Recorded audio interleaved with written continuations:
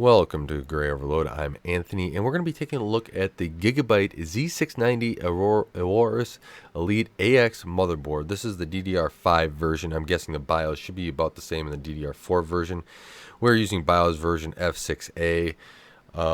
If you use a newer version, hopefully it's pretty close to what this looks like. This is going to be more of a walkthrough of the BIOS, and I'm not going to dive too deep into all the different items. If you need something explained more, leave it in the comments below. I'll be more than happy to go through and help explain that as well. Maybe even create a video on it if enough people want a feature explained of what it does in the BIOS. But I'm going to go through quick in the basics, so hopefully if you have a problem, you can be able to go through and diagnose what's going on or get to a feature that you want to turn on here. So this is the running the i5-12600K.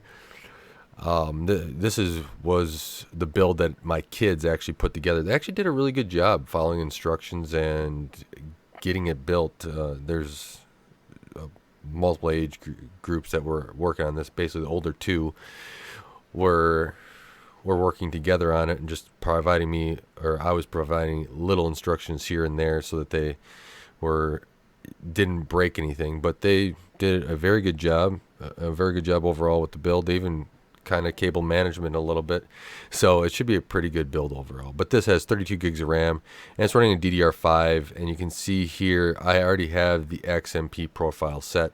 So if you click on that, right, that'll disable and enable that profile. There's only one profile on here, so it only cycles once. I'm guessing if there's two profiles, it'll cycle twice.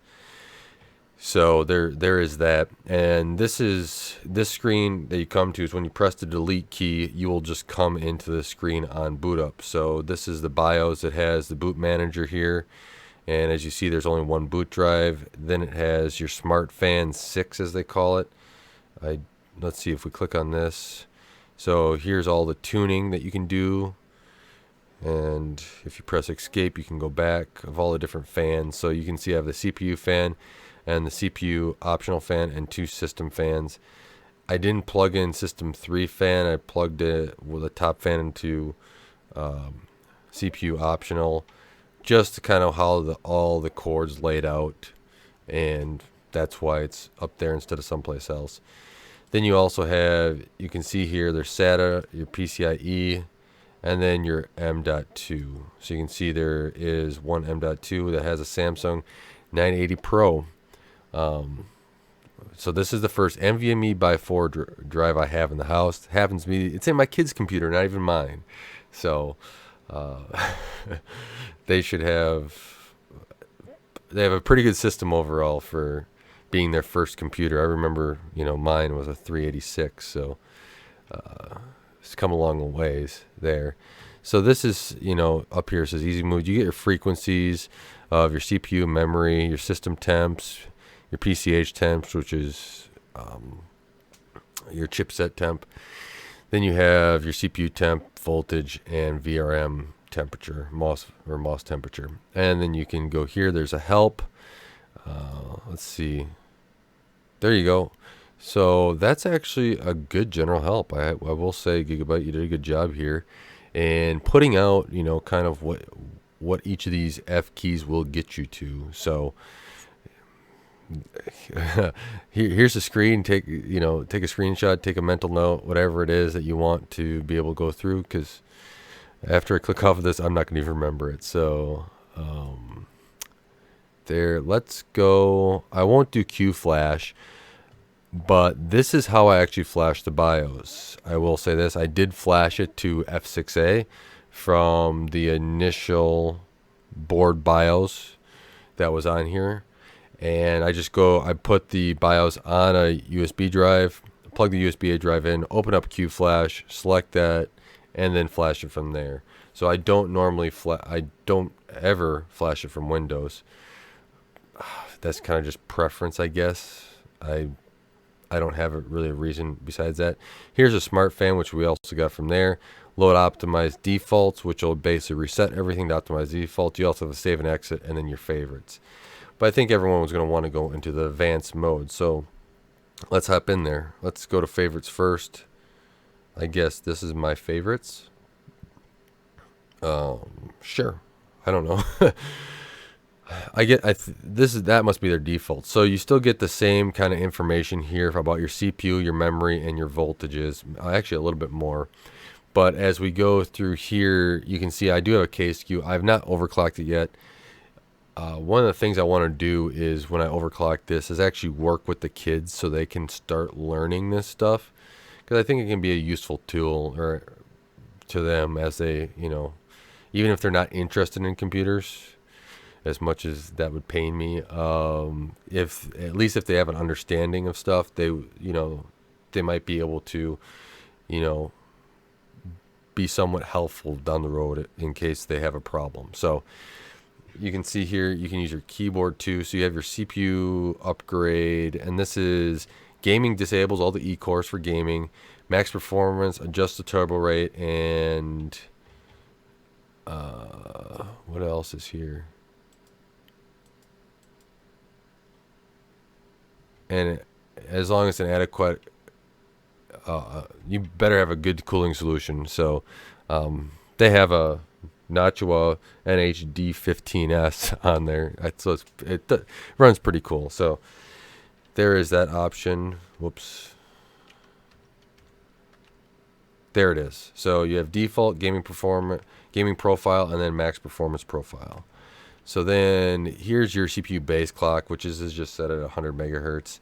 You can mess with the base clock if you want, or that can be sometimes a way around some of the other processors that don't overclock or that Intel doesn't allow to overclock. You have enchanted multi-core enhancement. This is enabled, so this is your turbo ratio, if it's on or off, or you set the ratio that you want. You have your perform. I guess I didn't think about this, right? This is one reason why I wanted to get a processor with both performance and efficiency cores. I want to do some testing of my own. I don't know if I'll ever release the testing. If somebody has something that they do want to test, I'm more than willing to take a look. But I only have one processor of this, and it is my kid's computer. So I guess I, can't say, hold it hostage for testing. But I'm sure that they'll want to do their homework and stuff on it as well. But you have a performance CPU clock ratio, and then you have an efficiency CPU clock ratio, which makes sense. And this is the ring ratio, kind of how the intercommunication of the processor, of the CPU ring goes. So it's all the non-correlated parts of the CPU. I believe Intel's still on a ring bus in these, so that would be that ratio. Your IGP, integrated GPU, that's there as well, which they're using, right? I didn't have the cash to fork over a whole bunch of money just for a GPU, and I don't really want to. So yeah, they're just running off the iGPU for right now. If they ever get into gaming, I will probably do that, or who knows, I might try out an Intel GPU on this and make it a pure Intel system, and we'll see how that works. But let's jump into the advanced CPU settings. This gets into the nitty-gritty stuff. I'm just going to leave this page open for a little bit, touch on a few things, and if you want to do more, I will be more than willing to do another video on it. But you can, and some of the stuff I guess in the whole tweaking section, you can really get your hands dirty and screw stuff up. So that's a fair warning. So this is a threshold override, a PVD, and on the bottom here you can see, let's see if I can circle this. This is what it says. It's a little help string, so I could repeat this, all these as well. But this is just trying to improve performance underneath extreme block OCing. Most of the time you're probably not going to be hitting this because you're probably not doing extreme overclocking. This is adjust your TJ Max temperature protection. Leave it on auto or on for the most time, unless you know what you're doing. You could really get yourself into some trouble. Hyper-threading technology, that's been around a while. Now, some people may say turn this off if there's a security flaw or whatever else that's discovered. Some of the security flaws that were in the past, but Intel has put hardening in there. I don't see a need to do that at this time. Most of the time, you're going to want those hyper-threading. But there are people out there, and I know them, that will disable this to try to see if they can squeeze out a little bit extra gaming performance through that. So this is your Intel speed shift technology. Oh man, there's so many Intel technologies. Do I remember what this one does? Well, it says down here, it will enable and expose a CPPC V2 interface to allow for hardware control P states. So it's basically a power shifting and trying to put the CPU in lower power faster is what the hardware will do. CPU thermal monitoring, a lot of the stuff you're going to just always keep on auto. Ring to core, offset. What's nice is that Gigabyte does do a pretty good job putting down a little description if you have any questions on this at the bottom.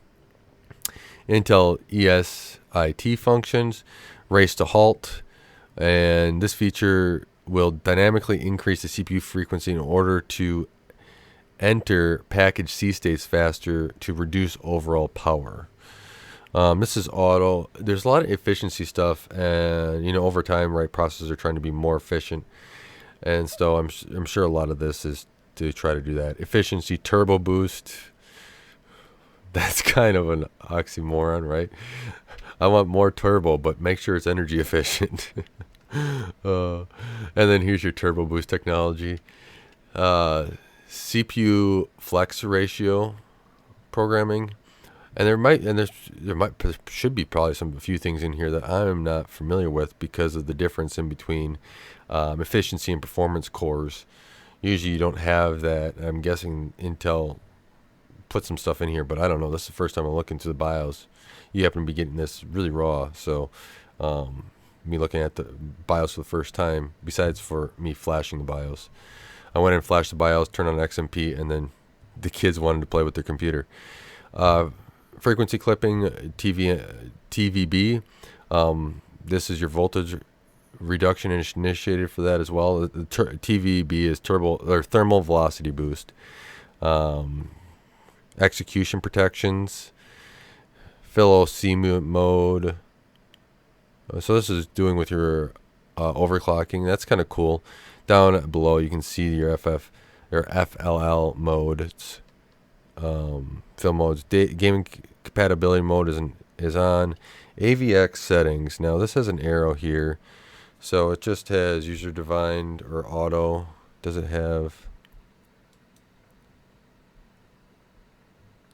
Sometimes you think you can click on those arrows, but you can't. Turbo ratios, enabling CPU core enabling mode, right?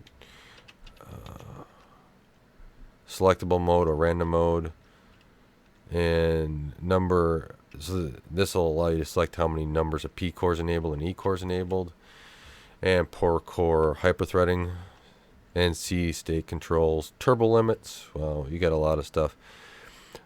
Turbo per core limit control, and we're back to the top. So there's quite a bit of tweaking here in advanced CPU settings. Well, if we jump into here, we got our memory settings. You can see I've set profile 1, the system multiplier. This is DDR5. It is 5200, and you can see the cast latency here's 40 on your timings. Now, there are faster DDR5 kits. This one happened to be in a stock at MSRP, so I picked it up. And here, in advanced memory settings, right, you have your reference clock, you have your gear mode, memory boost, and I'm going to fly through these two. Like I said, if you have questions, feel free to put in the comments below, and I will go through and answer them to the best of my ability. If not, maybe do a more deep dive video on there as well. You have your real-time timings, all this stuff. You can actually adjust a lot of the speed info or a lot of the speed stuff as well on these DIMMs, or try to, right? You can, there's XMP, and then you can tweak that if you're really into it. And a lot of time, I usually just keep it in XMP. One, I have kids, and I like to spend time with them, and two, I like to also do other things besides just tweak computers all day. Real life sometimes get in the ways of what's actually fun. So we got, your voltages, your V core, your graphics voltage. So you can adjust all these offsets, your voltages here, and you can really get yourself into trouble. Your DDR voltage control, whoops, and advanced voltage settings, and you can see you can really start messing with your V line or V core load lines and stuff. Calibration there, that was a CPU one, and DDR voltage. So you can see there, right? If you want more, you can push more through. And this is all stuff I want to actually teach the kids a little bit, so they can enough to be dangerous, right? But let's go into settings here. It has platform power. Ooh, what's that? Platform power management. This is for the active states power management. So it comes disabled. This is your ERP mode, and more on the power management stuff. That is disabled or enabled. That's all it has. Soft off by the power button. It's instant off. Then you have resume by alarm, power loading. If the AC, this last one then is if the AC is turns off. Let's see, power outage. What should it do when it comes back? And this is always off. I have a few systems that are always turn back on, or it allows you to have a memory of what the last state was, which is also not a bad option as well. Wait, let's go back to settings. We have I/O ports. So internal graphics is enabled. It has pre-allocated fixed memory size. So let's do 160. Let's do the aperture size, which is, we can do a gig. They have 32 gigs of memory on this thing. I'm actually changing some of their settings here while we're doing it. This is your PCIe bifurcation support. It's on auto. You're probably not going to touch this unless you're going to have more than, or if you start filling up a lot of your PCI slots to have the bifurcation on, so you can switch between X16 or X8x8 or X8x4x4.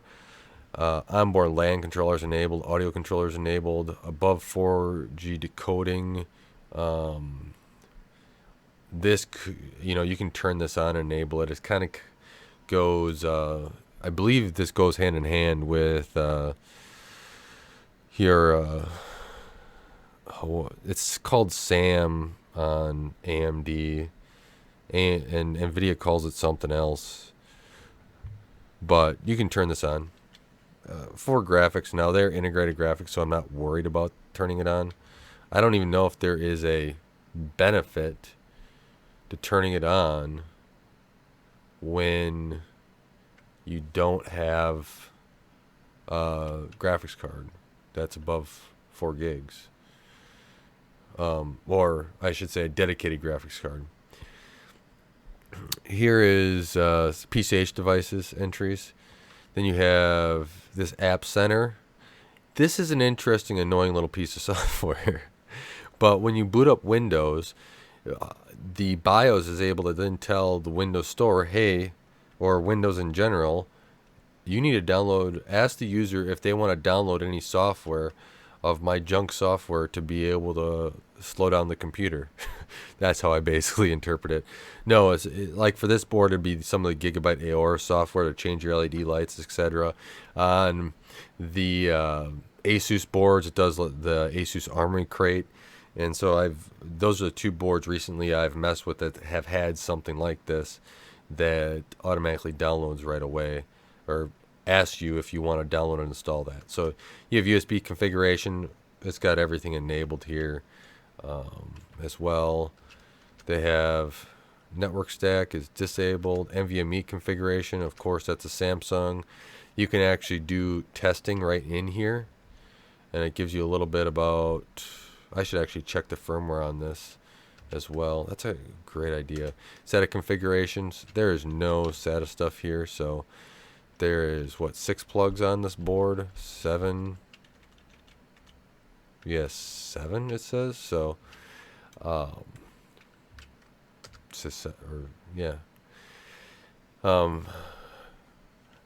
VMD controller is disabled.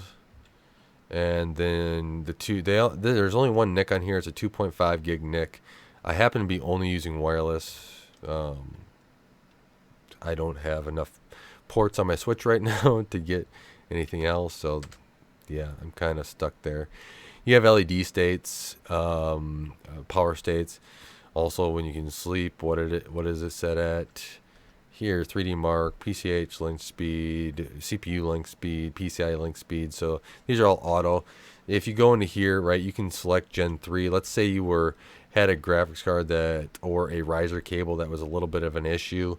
You could do that there. There's also VTD. I believe that's the virtualization support, and that's disabled right now.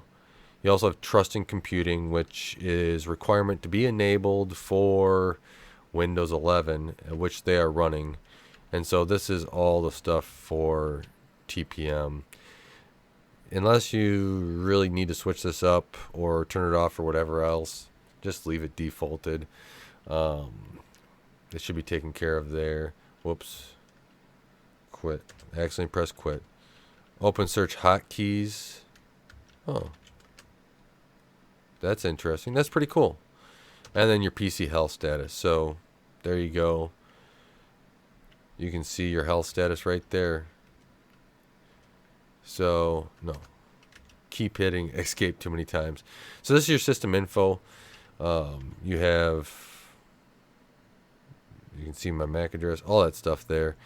And then you have your plug-in device info.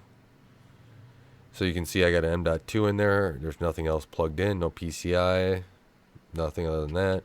You have your Q flash. So here's kind of going in, and when you go into Q flash, this is what it looks like. You can see my current BIOS. It's the latest. If not, you can actually, one nice thing about in here, you can save the BIOS too, but you can also update the BIOS. So you save it to a USB drive, or you can update it. Then you go to your boot configuration, or your boot section, and you see here you have your one boot option, because there's only one in here. Mouse speed is 1x. Ooh, I can switch that? Oh, how is that? That's so much better. Okay, there you go. I don't know if that goes to Windows or not. I think that's set mouse speed to 1 to 4x. Who knows what they mean by, if it's just BIOS or in Windows. Windows 10 features.